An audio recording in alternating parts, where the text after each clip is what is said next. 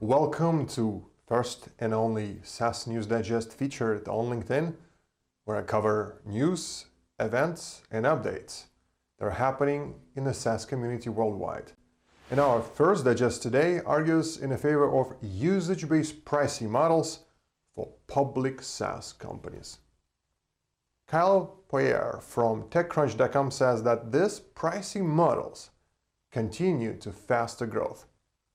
SaaS companies that have usage-based models are also better at landing new customers, growing them, and keeping them. And top-performing companies that follow this model open up the top of the funnel by making it free to sign up. A completely smooth onboarding experience and excellent customer support are essential investments. And the primary goal is to get new users hooked on the platform. Twilio is a communications API company that currently has 76% of its revenue mix coming from usage-based products. And Twilio allows developers to join for free and start building with full capabilities. And this tactic has resulted in more than 10 million developer accounts. And they have over 200,000 active customers and 132% dollar-based net expansion rate. And it's interesting to note that despite its large user base, most of the Twilio's revenue is concentrated in its top customers. 7 of its customers spend more than $10 million a year, and another 142 customers spend over $1 million.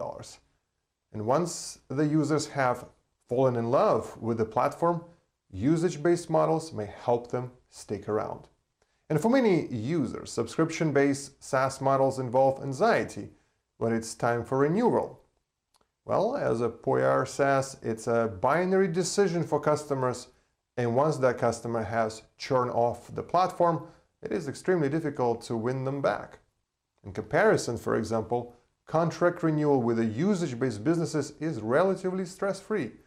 Users only pay when they're experiencing results, and they are in the control of how much and when to use the product. Transitioning from subscription to usage-based pricing model does not have to be rapid, all or nothing experience. Poirier recommends beginning by introducing an entry-level plan with a usage limit. And this gives new users a chance to try out your product. Analytics can help you understand what users are doing and where you need to go from here. And our next digest today dives into alternative financing tools for SaaS founders. And according to Chris Mitinko at Crunchbase News, some companies are looking at recurring revenue as the way to help startups with cash flow. Capchase is one of such companies looking to lend money based on a company's monthly, quarterly, or annual recurring revenue. Others include FounderPath and Pipe, all US-based companies.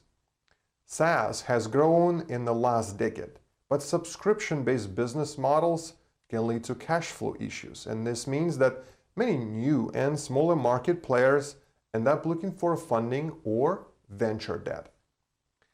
And that is where the company like Capchase steps in. If approved, Capchase will loan a company their ARR minus a discount, typically between 5 and 11%. The company can pay off the loan in 12 months with its monthly recurring revenue. And the amount of money a company can borrow can increase if the company's recurring revenue increases. And one final amazing benefit, a company can get its own money in as little as 2 days. Capchase just closed a $60 million funding round led by specialty finance firm I-80 Group. The founder of I-80 Group says that the SaaS market used to be seen as a risky, but the COVID is changing that. Founders are getting smarter when it comes to funding their companies, and the technology market, and SaaS in particular, have proven their ability to survive and thrive in the time of crisis. And the final article where we cover from Forbes.com about SaaS Trends in 2021. Author Christian Owens says that 2021 is a year to focus on churn and retention. Last year changes and upheaval brought up a fair amount of churn, but also a lot of growth. Eventually this year, many of us will migrate back into the offices, and this change may put things out of the balance. Tools that were necessary when working from home in 2020 may not be relevant for hybrid or office-bound users in 2021.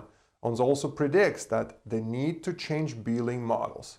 And those migrating workers mentioned early might start to experience what Owens calls subscription fatigue. They do not want to be tied into buying something over and over that they may not be using. Owens calls it for a closer alignment for how products are built and the value they provide. He also says that the net revenue retention, or NRR, and capital efficiency need to become your go-to metrics. NRR is a core metric used by most successful SaaS IPOs from recent years, with 109% being the new standard. And the capital efficiency is the great measure to how effectively capital is being used for your company growth. And SaaS companies must iterate their way towards sustainable billing models and employ truly useful metrics to navigate 2021. I hope you enjoyed SaaS News Digest. The SaaS News Digest belongs to all of us and provides value to the members of our community simply because of you. So please click on like or insightful button and share the SaaS Digest on your LinkedIn page, and let's work together in developing this community and setting new SaaS global standards. My name is Artem Gassan. I'm the general partner at SaaS Growth Ventures, and my superpower is I solve growth and revenue problems for tech companies. Thank you for watching, and I'll see you next time.